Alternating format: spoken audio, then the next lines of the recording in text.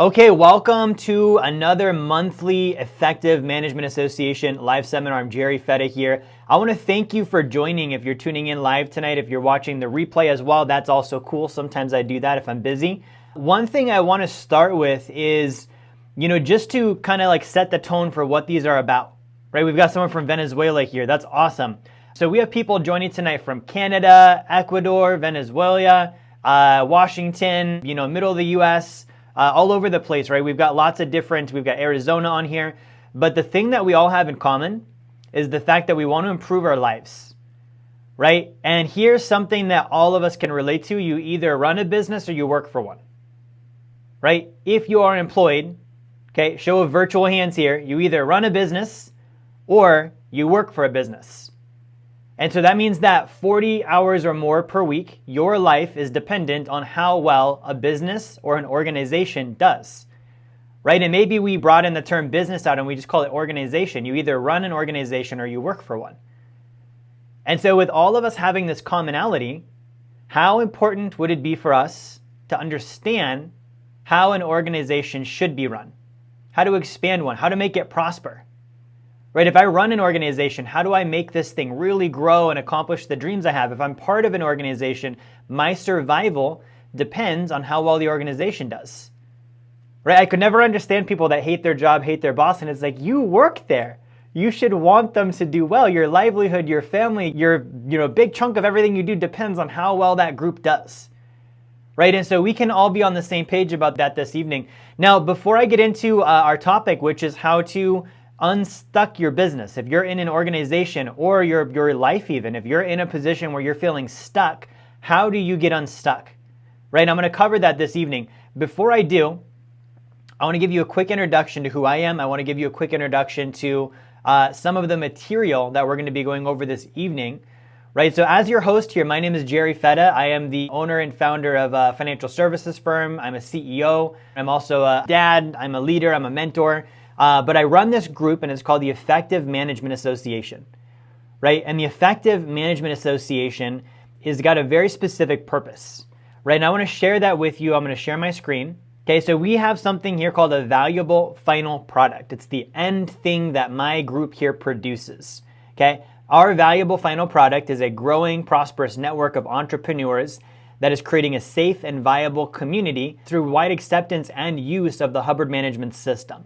Right? So this is a system that I have used to grow my business. It's a system that I use with my finances. It's a system I use with my family because it comes down to groups, right? So when you're learning what you're going to learn tonight, I want you thinking about the groups you're involved in. A family is a group. A church is a group. A business is a group. An organization that you work for at a job is a group. So it's really important for us to understand how do groups work. For the longest time, I didn't know how groups worked. Okay, I was part of a dysfunctional family.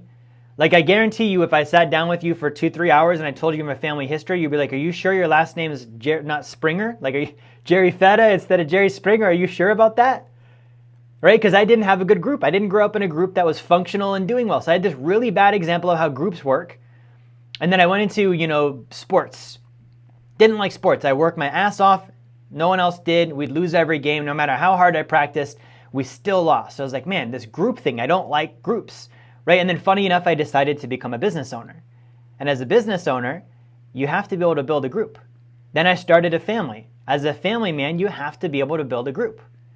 So our ability to build a group is huge. And so the information I'm going to share with you tonight on how to do this, like I mentioned in my little intro here, is that it's from the Hubbard management system, right? Now there's a book I'm going to read. It's called The Natural Laws of Management. So I want to share that really quick. This is from a friend, mentor, and partner of mine named Artie Marin, right? And I want to share just a little bit about who Artie is and the reason why I'm sharing from his book in particular, because this is a book that has changed my life quite a bit. And this is my friend Artie, right? And so Artie is somebody that when I was in my early 20s, I lived in Anchorage, Alaska. Okay, like way up there. Like Alaska is like America's Russia. Like it's way up there. And so every morning when I would drive to work, we didn't have a lot of like successful business people to learn from. There was not mentors. There was not this community of entrepreneurism. And so I would find myself on YouTube watching Artie Marin's videos, learning more about business, learning more about organization. And I never thought I'd meet the guy. right? And I just started learning and, listening to what he had to say and applying it in my company, and it started working, right? And I would never have guessed today that I would be, friends with him, mentored by him, partnered with him in different ventures. But this is my friend Artie. So Artie's an international speaker, a corporate trainer, a private consultant. And guys, he has been doing this for over 40 years. Okay, I want you to think about anything comparable. Think about a married couple that's been married for more than 40 years. Or think about somebody that's been working at the same company for over 40 years. Anyone that can do something for that long gets into a level of mastery that you really don't experience otherwise. There's something to be said for time on task, like working on the same task over just a really long period of time, right? And so Artie has been doing that. And so one of the things I love about Artie's book is he can cover pretty much every group in existence. There's not a company he's not consulted. There's not a group he's not worked with. There's not an industry he's not been in. Just to name a few of the ones he's worked with, he's got Nestle, Chrysler, IBM, Teledyne, American Airlines, Bank of America. He's been featured on Larry King, right? But his book is called The Natural Laws of Management. The Natural Laws of Management.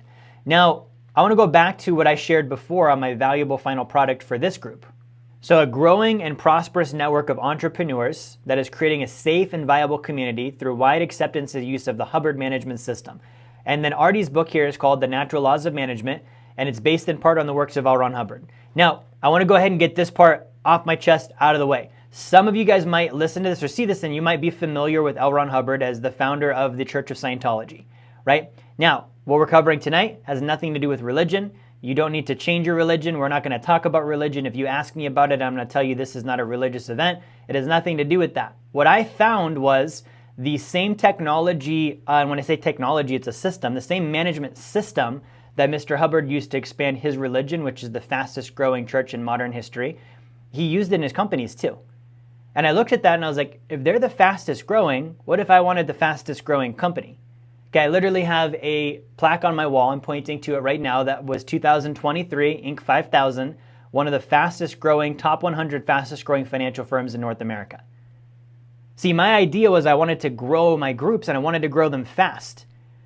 Okay, and so what I realized was that with Mr. Hubbard's management series and some of the stuff that he teaches there, it doesn't make you change your religion any more than practicing yoga means you need to be a Buddhist. If you go in your garage and stand there right now, I promise you, you're not going to accidentally become a car. Okay? And I wanted to just say that because sometimes when I get into this, people are like, well, I'm not interested in religion, and this is not about that. This is about groups and business. Right now, a couple of the things that Mr. Hubbard has done in the business world, he's actually Guinness Book of World Records, one of the most published authors of all time. I don't know if you knew that. Prolific writer, like award-winning. He wrote books, movie scripts, comics, you name it, right? And his works are very, very well known. When you study, people who are up and coming in the 1950s, 60s, 70s, through that period, his name comes in over and over. One of the things that I love about him is he actually came up with a solution for illiteracy, right? How do you help children and adults with illiteracy? Right now I'm having my son study that. It's learning how to learn. You go to school, which is good to learn things, but what if you learned how to learn before you went to school? There's actually methodology behind learning.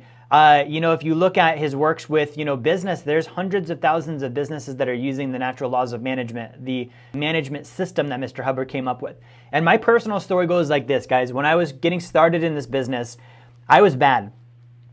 I was terrible. My first year, I think I made like $3,000. This was back in like 2011 or 12. Okay. I get into financial services, the financial industry, and I start doing the stuff I'm doing, kind of in a different way. I've evolved quite a bit today, but I'm brand new at this thing. There's special licenses you've got to get, so I go get them, and I start setting up some meetings. At the time, I was a pizza delivery driver. Okay, so I was delivering happiness in the wee hours of the night, and I was making maybe $2,000 or $3,000 a month doing that.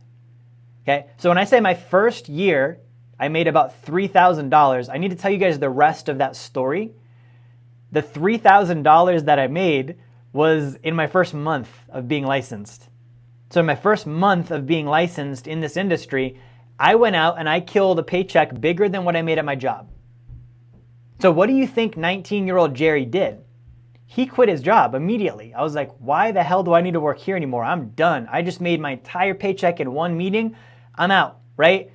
I proceeded to make $0 for the rest of the entire year. And when I left the pizza job, you know, I was like, oh guys, I'm starting my business. I'm becoming an entrepreneur. I'm already succeeding at it. It's going so well. I had to go back to the same pizza job, walk in the door and face the same employees, which when you're 19 working at a pizza joint, fine. When you're 40 something working at a pizza joint, not so fine. And so I had to go confront all of these 30, 40 something year old people who just burned out on life and never moved up and stayed in the pizza job. And they're thinking I'm going to be one of them, right? Because I did that bad. I made $3,000 that month. Never again did I make money the entire year. I was done. And the most embarrassing part of it, you're going to be like, you're lying on this, right? But the most embarrassing part of it, I do one of my deliveries on the pizza job one night. Knock on the door. Who opens it? The client. The client that I made the $3,000 with, that I was like, let me sit down and advise you on your retirement accounts. I'm his pizza guy that evening. And we didn't mention it. It was just one of those weird, like it was understood up here. I was like, oh, you do this also. And I was like, yep, I definitely do this also, right? And so that's where I started in business. Okay, I did not know how to build a team. I did not know how to communicate. I didn't know how to sell. I didn't know how to market. I didn't know how to, run an organization. And so I went from that to, over a period of years, really getting to a point where I was ready to give up. I was ready to give up. I wasn't finding solutions. I wasn't finding, answers on how to grow my company. And so I stumbled into some of the information from Mr. Hubbard's management system. One course that I took. It was a free course online also. So it was like a free course online. There was a supervisor, which I was like, I didn't even have this in school. And school was free also, but I had to go to school. But I'm voluntarily doing this course online.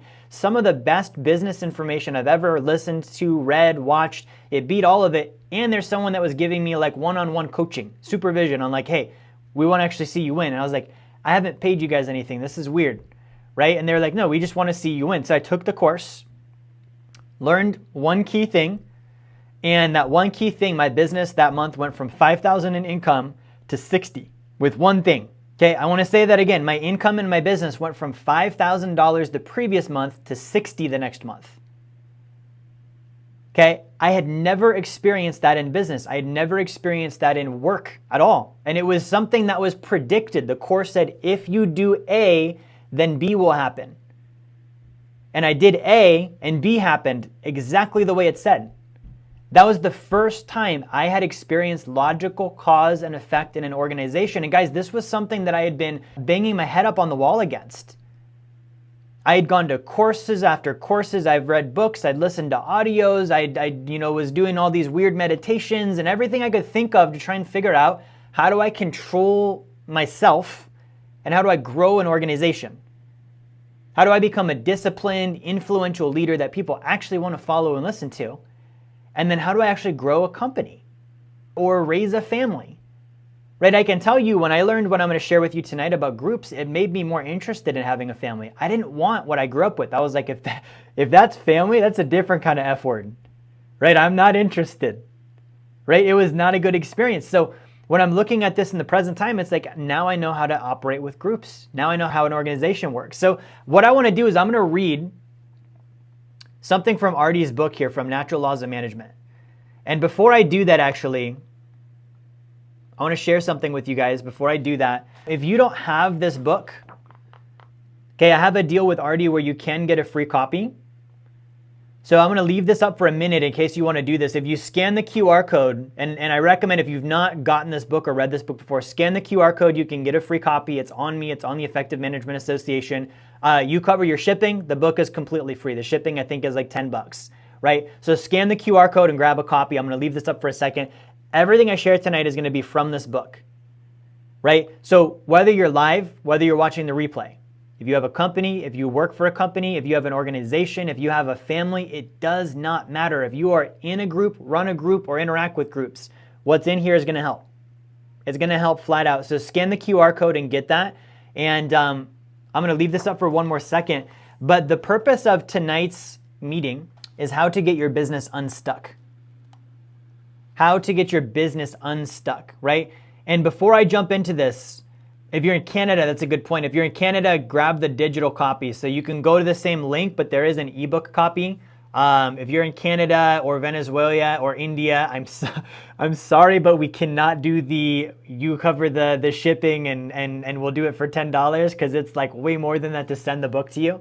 So do the e-copy if that's the case. But the e-copy is just as good. There's also a course that I think you can grab as well. But basically, guys, this is about how to unstuck your business. How to unstuck your business. Okay, and again, business is a group. So if you feel like you work in a company that's stuck, if you're part of an organization that's stuck, if you feel like your family is stuck and it's not progressing towards the goals that you have, this is about how to change that. Okay, now before I dive into the content, couple rules I have. Ground rules, I'm going to lay them out there. Take them or leave them. If you don't like them, you don't need to stay on, right? Number one, you need to believe you can learn this stuff, okay? And that means that you need to believe in you as much as I do. I believe you can learn it. Guys, I'm a C average student from freaking Houston High School, Alaska, 60 kids in my graduating class. My mom and dad got divorced like 3 times from each other. When I was 8 years old, we lost the house, we lost the car, I was homeless. Literally a country song. There is zero reason why I should be sitting here today, knowing what I know, teaching what I'm teaching. If I can learn it, you can. So rule number one, you need to believe in yourself that you can learn this. Number two, don't be a know-it-all. Nobody likes a know-it-all, right? The idea that you know everything and, oh, I've heard this before, I've seen this before. Here's the litmus test. If you're not winning with it, there's something you don't know. You can read something 1,000,000 times. If you're not winning with it, you still missed something. Knowledge is evidenced by results. So if I have a group, a family, an organization, a business that isn't where I want it to be, there's something I don't know. There are 2 types of people in this world. Those who, when they don't know something, they hide. Oh, I don't want to know, right? With great knowledge comes great responsibility, so I'd rather just not know. As long as I don't know, then I don't have to take responsibility and I don't have to change anything and I can keep being lazy. I can keep not confronting my problems and sweeping them under the rug and pretending everything's fine. That's one type of person. The other type of person is when something isn't right, it bothers you. You want to do something about it. You want to improve. So if you're the second type of person, this training I'm about to give you is for you. And I want you to remove the idea that I can't know. And I want you to remove the idea that I already know. And I want you to realize there are solutions that you can know, that you may not know already, that work. Now, knowledge is not power. I know we've heard that a lot.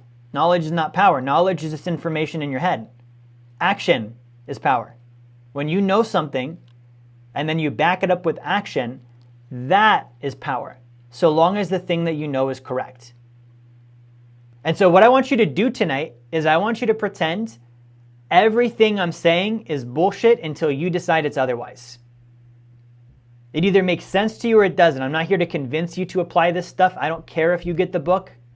I like it. It works for me, right? But I want you to take this from your own viewpoint of, is this true for me?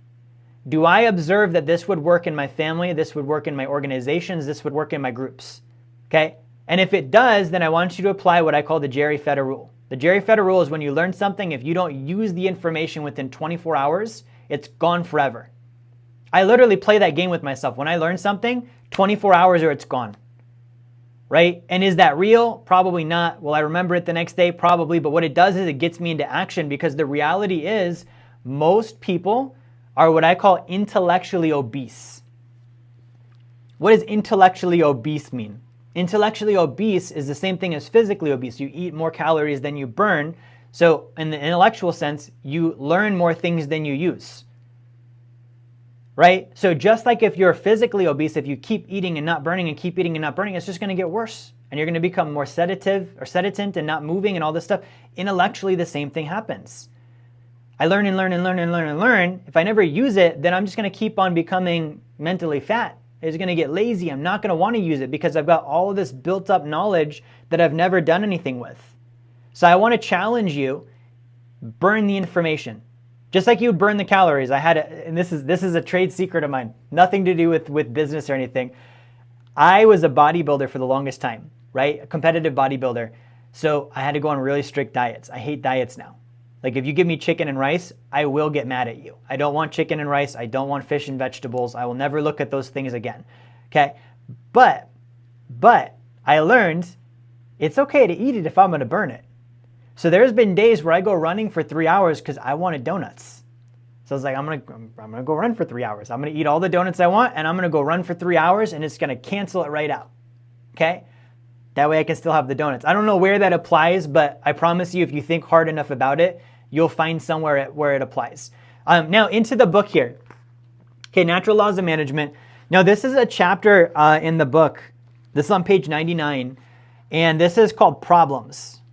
Okay, this is called Problems. Now, before we get into problems, I want to go ahead and visually define a problem for you. Sometimes I feel pictures are better than words. So I want to visually define a problem just by drawing it on the whiteboard. Okay, so here's what a problem is.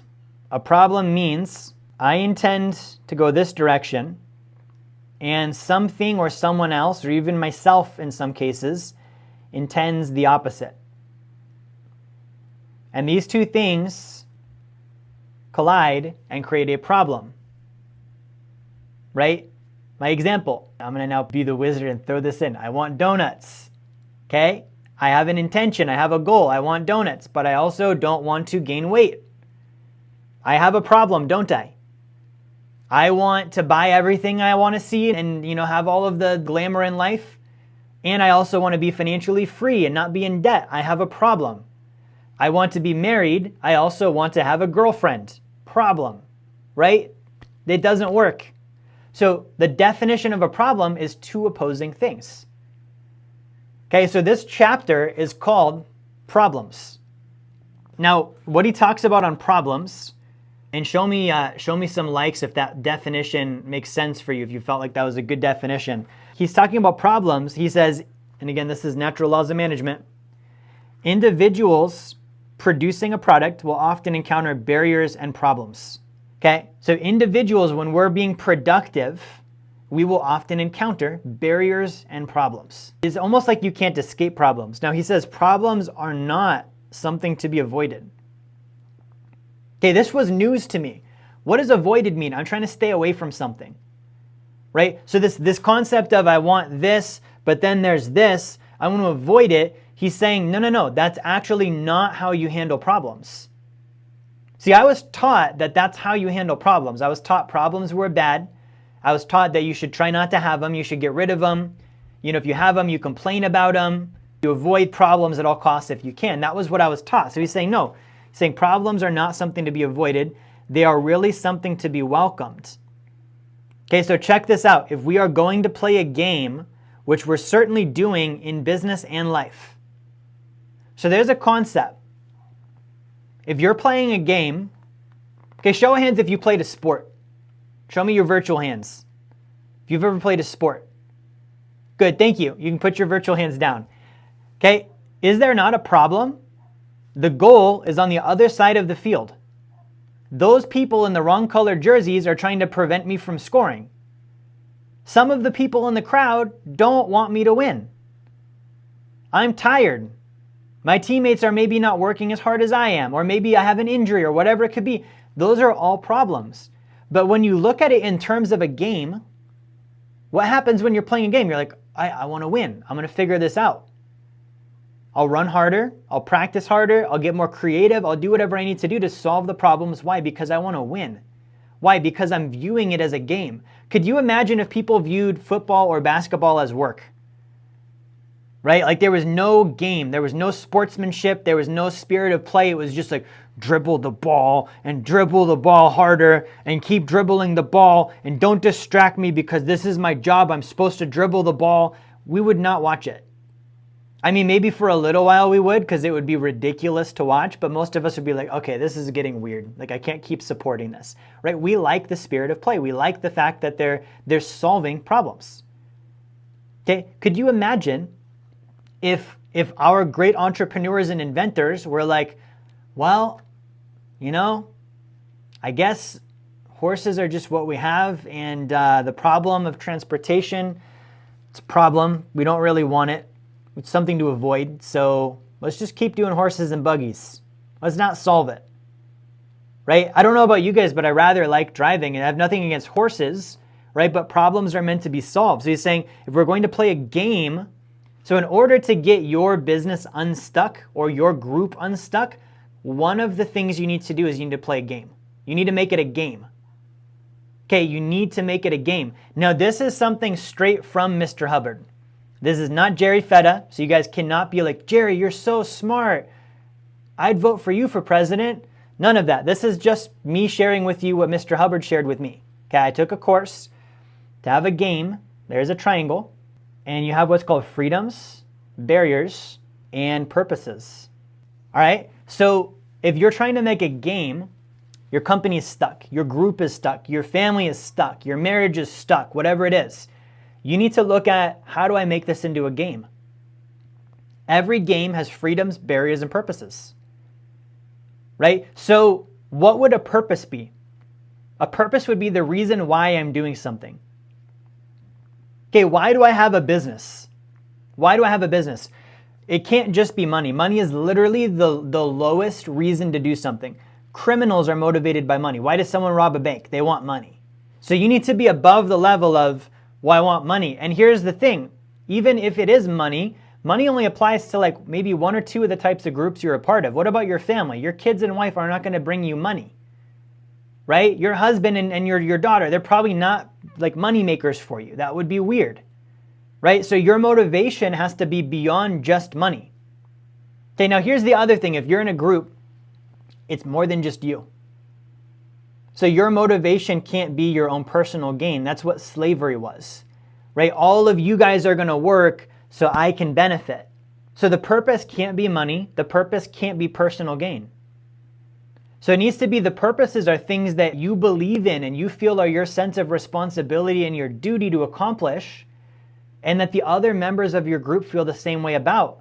So in my company, like if I were to say, hey guys, the purpose of the company is so that, I make a bunch of money and maybe you guys can have some of it, right? It's that old adage of like the boss, with his Ferrari, and he's like, if someday you work just as hard as I do, I'll maybe be able to afford a second one, right? It's like that kind of conversation. Not motivating. Personal gain, not motivating. And here's the thing is, you've got a group of people that are all just doing it for personal gain, motivation, and money. Those people are the most likely to turn on each other, to betray the group, and to leave when they find better elsewhere. Right? It's shallow. It's the same thing, kind of concept as like marrying someone just because of their body. Well, you're probably going to leave when you don't like their body anymore. Right? You got to have something deeper than that. So if you can identify the purpose, that is one of the things that will get you unstuck. What is the main reason why you're doing something? What is this all about? What is the group for? Why does it exist? Right. And I'll give you an example is like last year, I was really looking at, what's the purpose of my company? And so what I did is I sat down and I really got clear on it. Like I really looked at, and a lot of times the purpose is something that when you revisit, why did you first start doing something? That's where it usually lives. It was the initial spark that got you started. When I first got started, I saw what I was learning with finances in my companies. And I was like, I see that people need this and I see that it can help. And I want to help. And I was at the time, I was like, I don't even know how this stuff works yet, but I know I can learn it. And I know that if I was not a doctor and I saw someone dying on the side of the road, I would still try and help them. I'd stop my car and try and help them. Even if I didn't know everything there was to know about medicine, I wouldn't be like, I'm not a doctor, and just drive on by. That would be terrible. I would try and help. And so I was looking at this finance stuff in my life, in my world. And I was like, I'm going to learn this stuff, but my intention is I want to help people. I want to help people with this.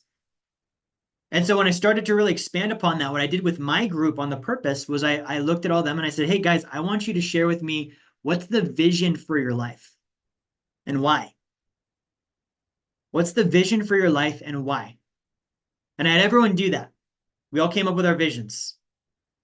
And then I looked at them all and I said, good, here's the company's vision. And here's the reason why that's the company's vision. And what I'd like you to do is I want to compare your vision and your purpose with that. And I want you to look for similarity. And I want you to tell me if you see similarity and where you see similarity. And what happened was the purpose of the group got stronger because each individual person could align their purpose with the group purpose. That's the makings of a game, right? Now, the other thing is freedoms. Okay, so there's certain freedoms you need to have in order to play a game. Imagine playing soccer or football and you're like, you can't kick, you can't run, you can't this, you don't have a field. You need freedoms to do certain things, right? So there has to be freedoms. Now, the purpose can't be freedom.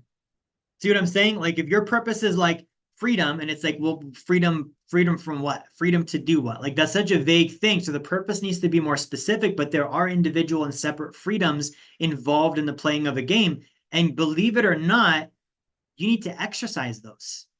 Okay, if you're running a group and you're not sure of what the freedoms are in the group, what your freedoms are as a leader, the group isn't sure of what their freedoms are.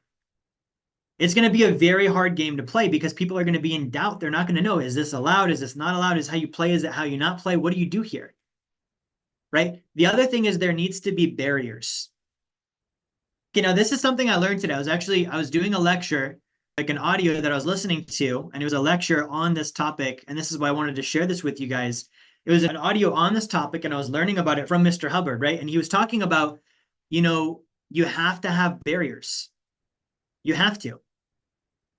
And he's like, if an individual, and this is what I was getting from this lecture, is if an individual could be in a world where they always win 100% of the time, there's no opponents, there's no problems, there's no barriers, they're like literally, they would have to be the only one. It would become just you against you, wouldn't it? Because otherwise it's like, as soon as you enter another person, another particle, another thing, there's potential for barriers. There might be that problem. They want this, you want that. Now there's the problem. Or you want to fly and there's gravity and there's now a problem. So you would have to eliminate everything and it would just be you. And you'd have to have the ability to create every aspect of that universe, every aspect of that world you live in. And since it's just you, you would be competing against yourself. You see what I'm saying? So in order to have a game, there'd be, purposes. Okay, the purpose is to win or whatever the thing is. Freedoms, well, it's just me, so I can do whatever the hell I want. And barriers, okay, well, I would now have to become my own barrier. I would have to become my own barrier. If I lived in a problemless universe, it would make what's called a parity. When you have two things that are equal, nothing happens. So if it's me against me, I'm on both sides of the chessboard, there's no game there. There can't be. Unless I start limiting myself and creating my own self-imposed barriers in order for there to be a difference on each of the sides, right? So that I can compete. Oh, now this guy over here is weak and this guy's strong. He can attack. Oh, it flipped again. And I go into this world of creating my own problems in order to have problems. So what he's saying here, I want to share a direct quote from you guys from this book from Mr. Hubbard. He says, a person, again, this is Mr. Hubbard, not Jerry, not Artie Marin. He says, a person begins to suffer from problems when he does not have enough of them. I'm going to read that again. A person begins to suffer from problems when he does not have enough of them. Okay, think about that. I want you to think about in your own world how that would be true. Okay, have you ever been bored before? Show of hands if you've been bored before. Let me see them. Okay, and if you guys are like me, when you get bored, or your kids get bored, right or wrong, that's when you get in trouble. Right? When your kids are bored, that is when they get into mischief. When your employees are bored, that is when they start acting out in the company. When you're bored, that's when you're like, let's do something bad. Right? Because you're looking for something to do. You don't have enough problems. Okay, now I want you to think of a time where you had lots of problems, or someone could consider that you had lots of problems, but it was like a game for you. You were like vigorous and excited, and yeah, it was a lot of work, and you were tired and exhausted and all these things, but you were going. Right? I want you to think of that time. Okay? Deep down inside, which one did you prefer? For me, it's the second one. I don't like the times when I was bored. That's like one of the least favorite activities of mine is being bored. Okay. Now, when I'm super busy, I just did a merger with my company, for example. I've got a merger. I've got a move happening. We're homeschooling my son. I'm going through all these different things. Guys, I'll bitch about it. I'll moan. I'll complain. I'll act stressed out. But really, I'm having fun. Like if I really look at it, I'm like, this is all just part of the game. Like I mock up all these emotions, oh, this and that, but I'm choosing to do this. I'm having fun while it's happening. Right? So he's saying here, Mr. Robert is saying a person begins to suffer from problems when he does not have enough of them. This is the old maxim that if you want a thing done, give it to a busy man to do. Okay, if you've heard that thing before, if you want something done, give it to a busy person. Okay, why? Because a busy person gets stuff done. They're willing to grab onto problems and solve them. Similarly, if you want a happy associate, make sure that he is a man who can have lots of problems. Okay, what is the difference between someone who can have something and can't have something? Okay, if you've ever tried to give money to someone or help someone and they couldn't have it, they were like, no, no, no, no, no, no, I couldn't. Right? Oh, that's too much. Like they try and push it away a little bit. They're like, no, no, no, no, right? That's somebody who can't have the gift you're giving. Okay, that's an awkward experience for all of us. It's awkward. I've been that person, so it's awkward to be on the receiving end of it. You're like, why the hell is Ronald giving me money? I feel weird about that. I have to say no to it. What also makes Ronald feel weird, because now Ronald's giving me money and I'm saying no, and he's like, oh, do I put it back in my pocket? Do I try and force it on him? Right? That's someone that can't have. Versus someone that can have. Okay, it doesn't mean they're begging. It doesn't mean they're like, please, Ronald, give me money, or please, Leah, give me money. It's like someone that can have something. It's like they could take it or leave it. You give them a gift, they're like, oh, thank you. And they're probably taking the gift more so as an acknowledgement of your niceness to give it to them. They're not like, oh, I need it. Right? It's like if your kid gives you a gift, you're not like, oh, no, no, no, no, no, that's too much. I can't have that drawing. You're like, oh, thank you. And you really acknowledge them for doing it. Right? So he is saying, similarly, if you want a happy associate, a happy group member, in other words, make sure that he is a man or a woman or a child who can have lots of problems. Okay? So let's dive into this again. You have a problem, you have this intention, and then you have this intention, right? And it's pushing against each other, and that's a problem, and you can't have the problem. You're not able to engage in the push. What are you going to do? You're going to either try and hold your ground and just, I'm going to keep it right here. Guys, one of the most exhausting things you can do is hold your arms out straight for as long as you can and never drop them. Okay, the amount of like muscular tension it takes, or if you just squeeze your hands together as hard as you can and try not to move on either side, and you do that for as long as you can, it's exhausting. Why? Because the most exhausting position to maintain is a position of no motion.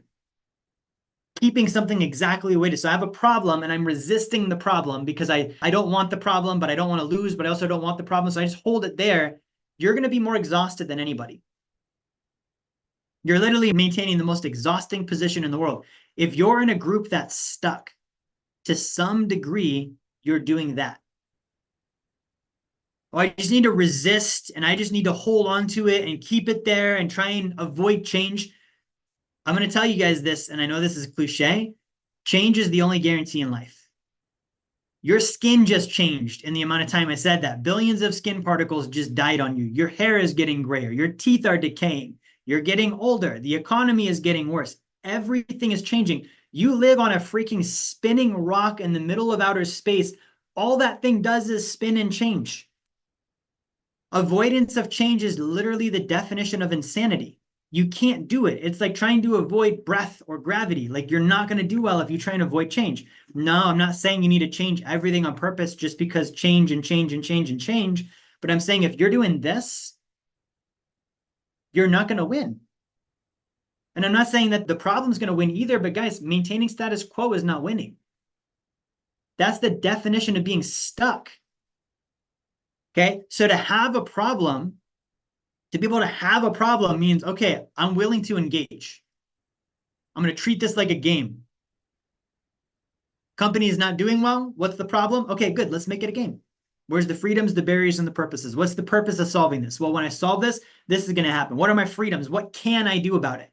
Okay, I can do this and this and this and this. What are my barriers? What can I not do about it? These things. Good. There's all the things I need for a game. Now let me engage on this thing and move it in some direction and make some progress here. And be at cause over the change. If you're living your life and your business trying to avoid change, I'm telling you, that's something alone that's creating the stuckness. Okay, to take change and actually use it for your own good. And I want you to think of a time you've done that. Okay, take a look at a time where something unexpected came up. This is something my dad taught me. He was in the military. Adapt, improvise, overcome. Adapt, improvise, overcome. Something comes up. What do? You adapt. Okay, I wasn't expecting this. Instead of resisting it or holding it, I'm just going to adapt. How do I take this thing in stride? Improvise. Now get creative. What are the solutions? What are the freedoms, the barriers, the purposes? And then overcome. I'm going to push, right? I'm going to push and overcome it. Now here's the thing to realize. Once you handle this problem, there will be the next problem. You need to look at them as games for that reason. Okay? The purpose of playing any game is to win and play the next one. Right? Even life works that way. You have a birthday, congratulations. You get to now live another year. You have another one? Oh, good. Great. Start the next one. Grades in school work that way. Oh, you're in seventh grade. Good job. You graduated. Go on to eighth. There's never a stop. Oh, a week went by. Good. There's another one. And you're not even fighting this. You're not like, no. I don't want more weeks. There's enough weeks, Susan. Like, it's never like that. You're like, oh, good. Give me more weeks. Problems should be the same way. You're looking at, okay, great. What's the next game? What's the next problem? Why? Because I look at it as a game. Because I understand the purpose, I understand the barriers, I understand the freedoms, right? Now, the other thing he goes on to say here is he says, and this is Artie, no longer Mr. Hubbard, this is Artie. So the book has quotes from Mr. Hubbard and then Artie's explanation and use of those because he's been doing, consulting with organizations and groups for 40 years now. So Artie goes on to say about the quote I just read. He says, the next time someone gives you all their problems, don't give them an easy solution because that takes the game away. Okay, I'm going to tell you guys a mean trick I play. And by a mean trick, it's a good trick because it lets the game continue. Okay, so if you have a kid, show of hands if you have kids. If you have kids or you have, nieces, nephews, kids around you. Okay, never, as long as it's not life and death. That's the only caveat I will give you. As long as it's not life and death, never solve their problems. Never. Let them figure it out because if you solve their problems, you take away their game. Okay, if you want happy kids, you want kids who can solve problems because they win when they solve them. Now, you might need to come in and help them and make sure that they are winning. And again, if it's like, the problem is like their arm is falling off, like obviously I'm like, no, you solve that yourself, Billy. Like, you don't do that, right? But if they're like, I can't figure out blah, instead of telling them the answer, probe them a little bit. Ask them, well, how would you figure it out? Right? And just kind of mentor them through that. Same thing with my employees. Now, my employees, and I have I think one or two of them maybe on this, but employees are adults. Okay, that's not a child. So my stance on this is a little different when it's an adult. When I have an employee and they come to me, I tend to give them another problem. Right? So I don't solve the one they have and then I give them another one. Right? And if I'm doing that, what am I doing? I'm giving them more games. If they're coming to me about their problems, what is that telling me? It means based on this quote, they can't have problems. They're trying to avoid the problem. They're trying to shed responsibility for the problem and give the problem to me as the executive or the owner. Okay? Now, I know as soon as I solve their problem, that's the game they're playing right now. I just killed their game and I just killed their ability to solve it. I've slaughtered their game and their potential. So for me, I'm telling them, I believe in you. Okay, I believe in you so much that I'm going to not only not solve your problem, I'm going to make you solve it, but I'm going to give you a second one. And it's a funny thing to think about, but what that does is he says here, similarly, if you want a happy associate, make sure that he is a man that can have lots of problems. Okay, so someone that can have something, they don't live in scarcities of it. Someone that can't have money believes there's a scarcity of money. How would you remedy that? I did this with my team many years back in Anchorage. I had a lot of people in that community that were lower income. And so the hiring pool was not the same as I have in some of the locations down here when I'm remote. So there's a lot of people who believe money is scarce and it's this and it's that. So I got a bunch of money and I brought it into the office and I was like, throw it all over the floor. Right. And then we just worked for like a week straight with money on the floor. We treated it like trash. I made each of them sit down at my desk and rip money up. Right. And they were like, ah, it was just crazy for them, but they were learning how to have money. They were learning how to be okay with the fact that there's not a scarcity of it. You can waste it. You can leave it laying around. You can do this with it. You can do that with it. It's not going anywhere.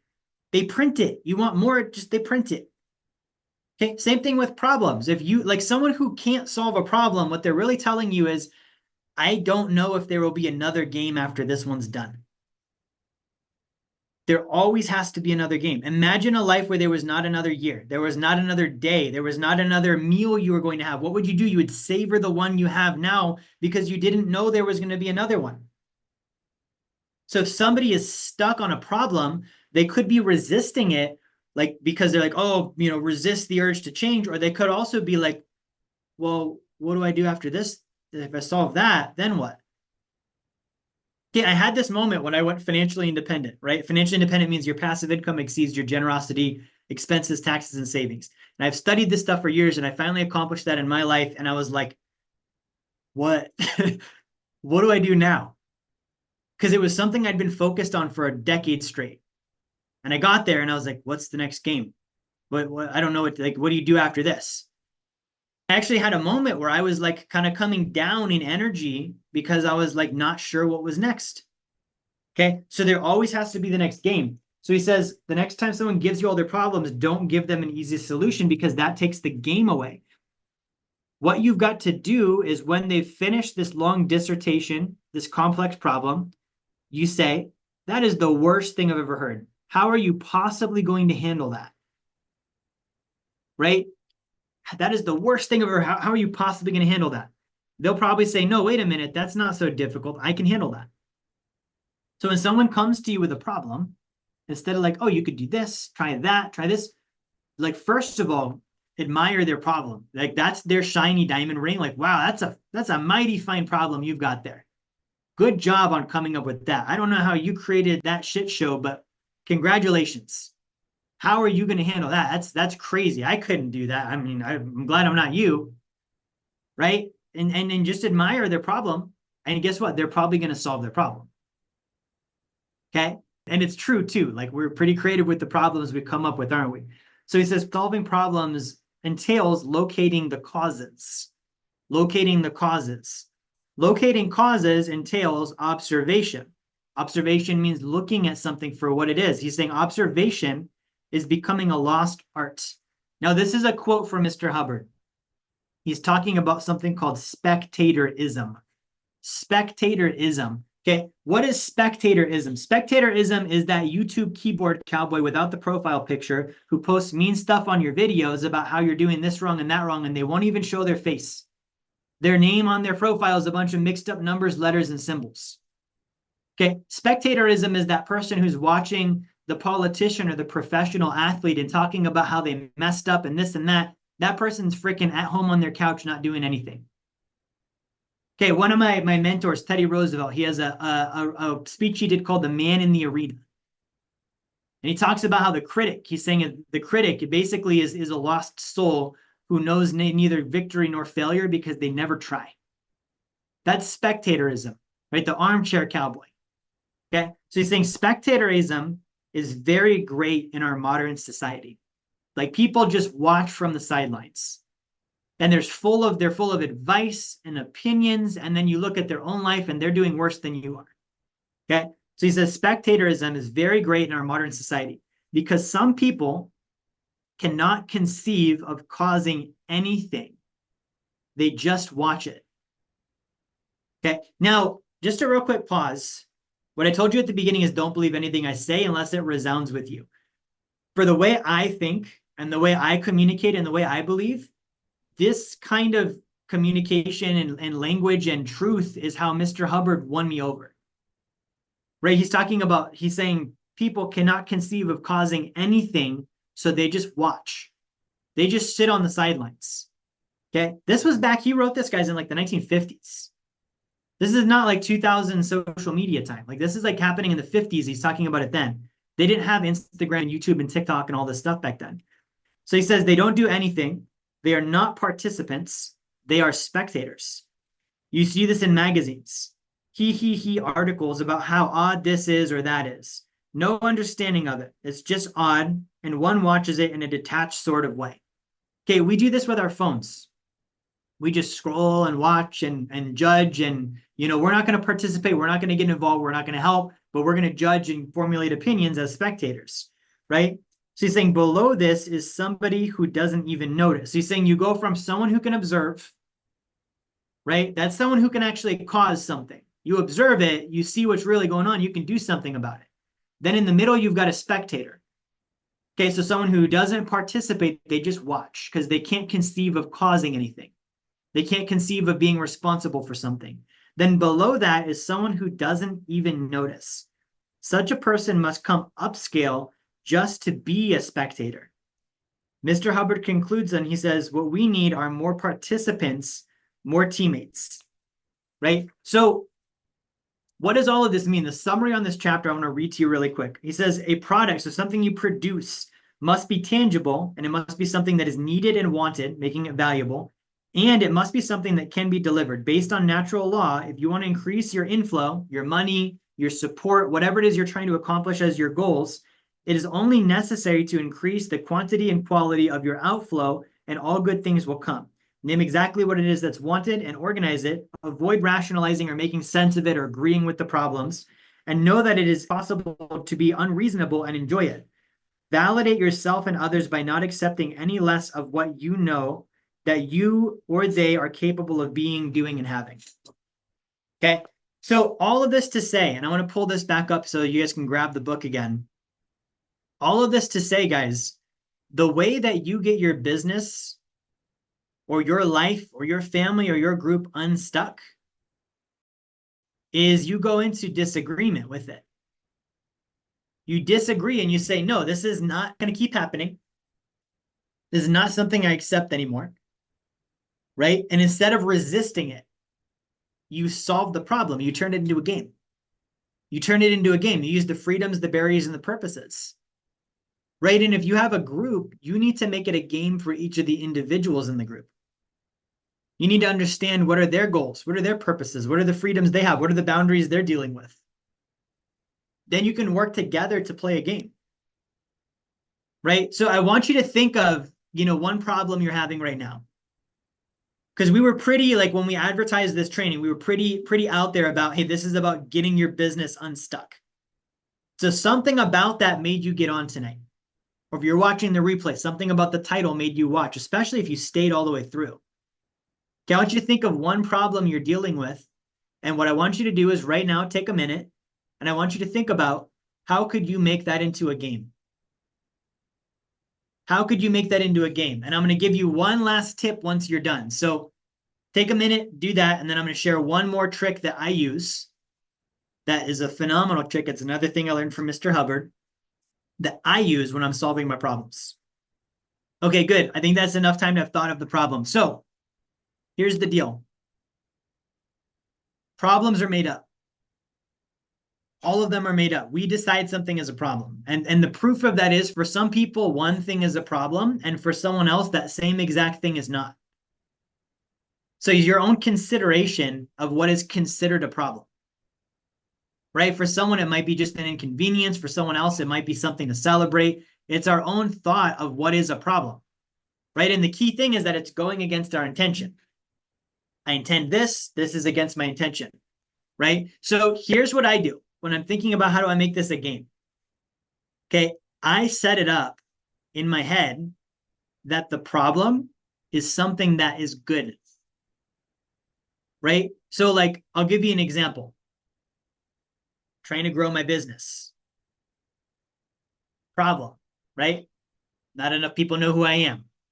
Okay, so I can look at that and I can be like, oh man, well, how am I ever going to get people interested? And I don't know enough people. And now I would need to talk to someone. I'm afraid to do that. And I need to advertise and I'm afraid to spend money, this and that. So here's where I look at it instead. I look at, okay, problem, so goal, I want to expand my business. Problem, not enough people know who I am. Solution, get more people to know who I am. And then guess what? By solving that, not only do I win with my problem, but it creates other opportunities. I pick a barrier that's actually a pro-survival barrier, right? And it's based on future, right? Too many times we think about the past with our problems, don't we? We have a problem. Oh, this is just like last time that happened, right? And we start getting into the fear of the past and all this stuff. Okay. You can eat for two reasons. You can eat because you're hungry. That's the past. Didn't eat, worked all day, feeling hungry. I'm the effect. Therefore, I better create a goal, which is to eat. Okay. That's one way to do it. Or you can eat because you want energy tomorrow. You see the difference there. One of the reasons I do it because of a thing that happened in my past. One of the things I do the same activity, but it's motivated by my future. When you solve your problems, focus on the future. Don't be like, oh, I need to catch up on my taxes because I didn't pay them and this and that. Be like, no, I want to buy some real estate and they need my tax returns. So I better get that handled. Two different things, same thing you're going to do. One of them is creating a better future. One of them is running from a past situation. Okay. Now, if you create the other aspect of the problem, the counter thing is, again, when something you solve it, something good happens in addition to the problem, then you've got a win-win game. Okay. The best kind of game is the one where you win, whether you win or whether you lose. That's my favorite kind of game. So I look at, okay, good. If I don't win, I at least have a bunch of people who know about me. That's helpful. I like that. That's a win. If I do win, I win and a bunch of people know about me. I double win now. Right? So all of this kind of thinking is what's in the book. Right? And when I was 18 years old, I read a book. It was called The Strangest Secret. And it was talking about how, man becomes what they think about. Right? And I'm not advocating for the book or saying that that's part of this book, but I learned that when I was 18, and it was a concept that made sense. And for some reason, it wasn't coming into fruition with my life. Right? We've all heard of like the power of positive thinking or the laws of attraction or all this kind of stuff, right? So I was like, wow, I know this stuff, but it's not happening. I'm not winning the way I want to. You become what you think. So what you know is pretty damn important then, isn't it? Because you can only think about the stuff you know and you're aware of. So if you become what you think and you're not becoming what you want, maybe you need to change what you think by changing what you know, what you're aware of. And you can't do that if you don't learn new information. My pitch to get the free book. Again, I don't care if you get it or not. If you're not going to read it, don't get it. If you watched this, listened to this, saw this, and you felt like this could help me, get the book. Okay, very simple move. You probably can get through this thing in a week or two. Right? Let me know in the comments, by the way, if you grabbed a copy of it in the chat. Awesome. Leah got the book. Very good, Leah. So guys, let me know who else got the book. Francisco got the book. Awesome. Awesome, guys. Who else? Let me know. Ziamara got the book. Good. And guys, this is like your way of tipping me. So if I did good tonight, if you let me know in the comments that you got the book, that's a way to let me know I did a good job. So we have Leah, Francisco, Ziamara. And to get the book, you can scan the QR code. And what I'd like to do, guys, is as we're wrapping up here, if you have questions, drop those in the chat too. Carlos got the book as well. Awesome. Awesome. If you have questions, guys, drop those in the chat. So if you have a company, you've got a group, anything like that you're working on, what I'd like to do is open this up for a few minutes. I like to do a live question and answer session. So if you drop your questions or comments in the chat, if you have any, I can turn your mic on. We can talk for a few minutes about those. And I'd love to give you some live coaching before we wrap up here. It looks like we have a question from Ziamara. Let me bring Ziamara on. I'm here. Hey, Ziamara, can you hear me? Yes, I can. Can you hear me? I can. What's your question? Well, you're talking about a game, right? And how I know, like, it seems like setting boundaries and saying, I'm not gonna deal with this anymore. You create that motivation to conquer that obstacle. But I'm thinking about my clients and people, potential clients, like, if you wanted to play, there's in the stock or being just spectators, do I create the problem, for them in the way they like to play, or just attack the problem with boundaries and challenges, and then that will bring you your clients? Will everybody react? I don't know if I'm making sense. Just let me know. Yeah, like how do you get them involved and more Right. active? Yeah, is it based on how they like to play? So you have to create a problem that they want to play with, like the game for them, or you just attack the problem and immediately it will create that gameplay. Does that make sense? Yeah, that's a really good question, Yamara. So on that, there's two ways of going about that. You kind of can hit either way. So like when you're dealing with sales and clients, some people naturally already have a problem, or they might already have a game. They might have a goal, right? So if that's the case, you don't really need to create it. You need to understand it more, and you need to put more urgency behind why they're playing it. So, for example, if I talk to someone and I say, "Hey, with their finances," and I'm going to give you guys a little bit of secret sauce here, right? And I'm like, "Hey, what's the main problem you're focusing on with your finances right now?" Right? And they're like, "Oh, I'm trying to pay off debt." Okay, good. So I need to get them emotionally engaged in that problem, right? So I'm going to start asking questions. How long have you had the debt? How much do you have? Why haven't you paid it off already? What have you tried that hasn't worked, right? I want to start getting them into like, kind of like introverting on the problem a little bit. Like, well, I've had this much and it's this long and I can't get rid of it. And it's been this thing. And you're trying to create urgency so that they can actually reach out and say, I need help now, right? So the other part I'm getting into then is like, I want to get to the bottom of like how it affects them. What's the emotional impact of it? Because people solve problems because of emotions, not because of logic. So if they're, being open with me, I'll get into like what's the emotional impact that it's having. And then I get them to the point of like they need to change it. And they're like, I'm done with this thing. I'm ready to handle it. I want to solve it. And then I can show them, hey, this game, if you will, that I offer will help you solve that. The other way that you might have to do it is sometimes somebody is lower in their energy levels or their awareness levels where they're not able to confront the fact that they have a problem, right? It's like when life is too much and some people just put on like this like fake smile and everything's good, but inside they're terrified. And so sometimes you're going to have that where the person can't even like they're so afraid of it that they can't even voice that there is one, or they just act like nothing's wrong. They're like, oh, I'm fine, everything's fine.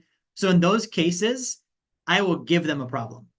I'll show them it's not fine. And I'll do that even at the risk of them maybe like, hanging up on me or not wanting to do the meeting anymore, whatever it might be, because I know if I don't do that, it's not going to happen anyways. They're already not going to become my client if they don't think they have a problem. They're already not going to continue with me if they don't think they have a problem. So then I'm trying to kind of crack their little world there on like, you do have a problem. And I'm going to get them to confront that so I can start to get into some of those other aspects. So that's a really good question, Ziamara. That's one of the better questions I've had on this. Thank you for asking that. Lewis said he could hear me. Let me see, Lewis, let me see if I can bring you back on. All right, Lewis, you can hear me. Try talking, see if I can hear you now.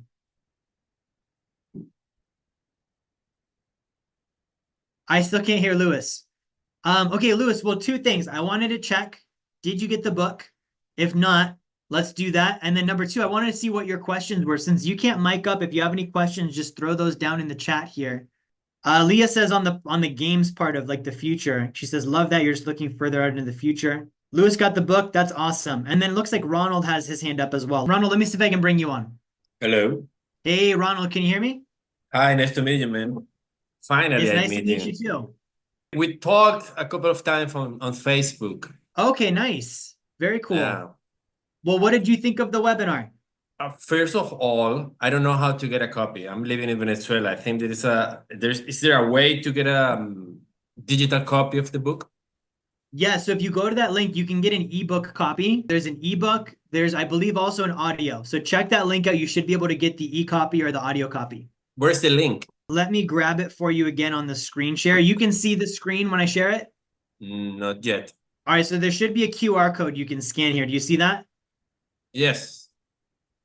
Okay, good. So go ahead and scan that QR code on your phone, and that will take you to the page where you'll be able to grab the ebook or the audiobook. Okay, I understand. Awesome, awesome. And then Ronald, what questions did you have for tonight? Well, no, I don't have any question because I really like everything you said, the way you say it. I'm really amazed the way you use the information you got from L. Ron Hubbard.